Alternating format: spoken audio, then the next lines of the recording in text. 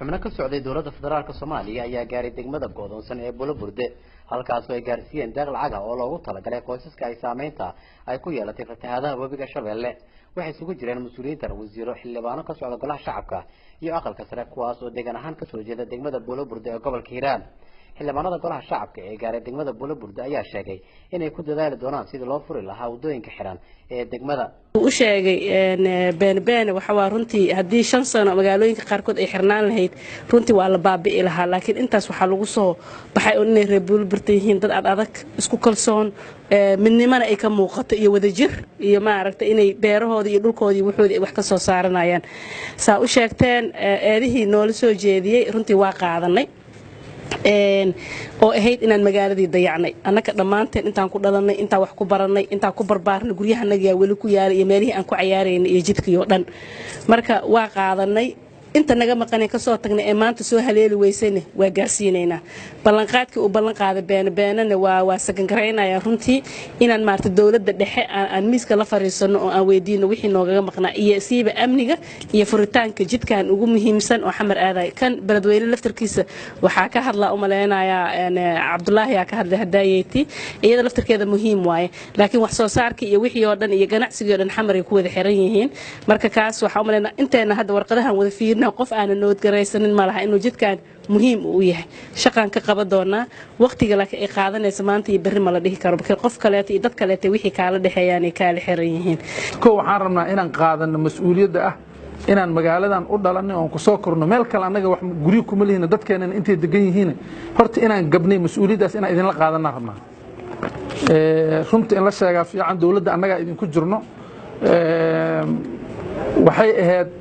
sidaan si ka fiican maanta inaan ugu imaano haddii sidaan dhici waysay laakiin annagii imaanay aragnay waxaan rabnaa horta inaan idinla qaadano inaan hadda saan idinku imaanay idinku noqon doonin oo mar kale iyo mar saddexaad iyo mar afraad aan idinku soo noqon doono waxaan aad iyo aad uga xunnahay dhibaatadan masiibiga oo dhacday ee daadadka ah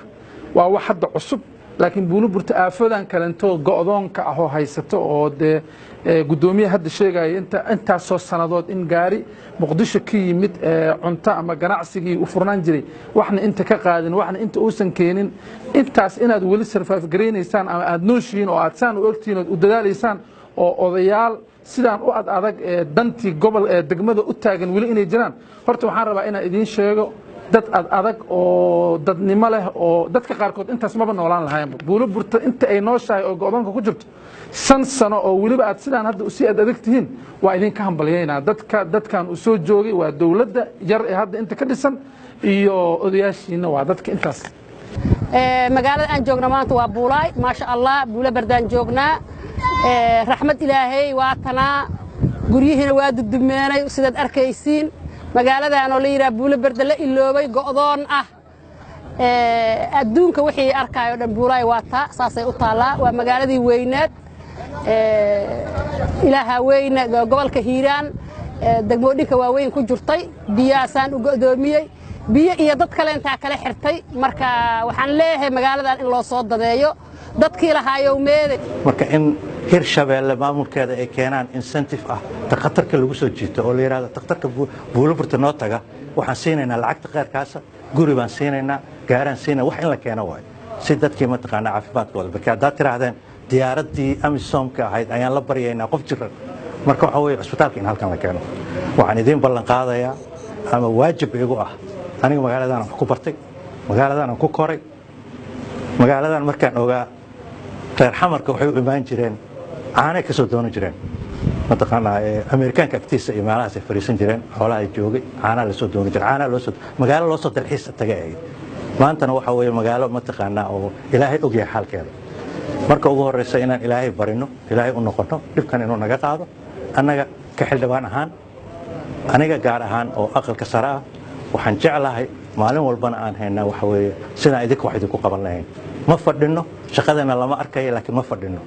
xubnaha ka socday xukuumadda federaalka ayaa dhankooda sheegay in dawladda Soomaaliya ay kala hadli doonaan sidii wax loogu qaban lahaa xaaladaha degmada Bulaburde oo ah degmo sanado badan go'doonsan $70,000 oo dawladda federaalka Soomaaliya ay ku talagashay in lagu samata bixiyo qoysaska fatahaadu ay saameeyeen ayay gaarsiiyeen mas'uuliyiintan degmada Bulaburde oo kamid ah deegaanada ay ka taagan tahay dhibaatada la xiriirta fatahaadaha waxaan u nimid qiiro ka duwan ayaadna geliseen waa u soo noqon doonaa qiirada waxaynu nahay wiilashiinnii walaalihiinnii gabdhihiinnii odayaashiinnii saaxiibadiin magaaladan dhammaantood u dhashay kuna soo barbaaray waxna ku soo bartay aanan moogeen maanta waxaynu u nimid hadafkeenna ugu horreeya uu yahay in fatahaadii iyo gurmad hordhaca inaynu nahay fatahaadda markay dhacday airboortkii waa go'doon oo ahaa laysuma soco karin qaylaan ayaanu ku maqneen biyana markii dhibaato ay dhacdo biyaha waa laba qaybood markay biyaha fatahaana dadka guryahay ka bixiyaan xoolahay ka laayaan dadkay dilaan dadkana waa barakacaan markay ka guraan cudurray ugu tagaan kaneeca iyo bakteriya oo dadka nugul oo maatida u daran waxaa horta ammaan leh oo aad iyo aad sharaf iyo karaamo annagana noo ah sida karaamada leh oo dhaqankana usoo ahaa jir soo jireenka oo reer Buloburto ayaga iskugu gurmadeen biyo sacbadaada loogu dhargaa inaad dadkiina u gurmateen oo aad maanta annagana aragnay horeyna aan ugen marqaati oo nahay maantana noo sheegteen in cid maanta bac ku hooyanayso caawa roob markuu ku daa ilmaha roobka uu ka qaada aysan jirin oo adinka isu gurmateen oo adinka iska bilowdeen waa sharaf iyo gobonnimo horey loogu bartay reer Hiiraan gaar ahaan reer Buloburto arinta jidka waa inaan wada gurmanaa cidna waa inaan laga fikirin dadka kulli dadkeena waan isnaqaana inaan isabaabulno la iska dhigaa dad ma arkaysaa hadda rabaan inay wax qabsadaan kolba ma arkaysaa nolosha intii aad ku noolaan laheeday nolol silaca waxa ka dhiman in ma arkay waxa ka wanaagsan in ma arkaysaa adoo sharaf ku noolaado ama ma arkaysaa dulli aan qaadan isaga taga meeshan marka wixii kaalinteena waa qaadanayna adinkana tiin inaad qaadataan aan jecelnahay waxaan u nimid arinta gaarka ah horta koow inaan ma arkaysaa idila qaybsano murugada iyo biyahan cusub oo soo baxay magaaladii aan rabnay inaan u helowno aan nimaadno wixii ma arkaysaa gurmadka oo bishan ramadaanka iyo biyahan soo fatahay darteed wax yarna waan idin wadna oo wasiirka uu noo sheegay toondooyinaa jiro 200 xaba ah imaan doono waxaa jiro marakaneecooyin yaryar oo saaka la waday waxaa kaloo idin wadnay lacag ah $7,000 oo aan rabnaa ma arkaysaa ayadana in ammaanadaas sidii loogu talagalay ay u fusho ammaano waayo dad masaakiina loogu soo talagalay idinka kulligiin masaakiin inaad tihiin aan qiyaasayna iyo dadka magaalada jooga oo dhan laakiin haddana waa la sii kala nugul yahay adinkaa naga og waxaas laakiin waxaan rabnaa in lacagtaas ay ku baxdo meeshii loogu talagalay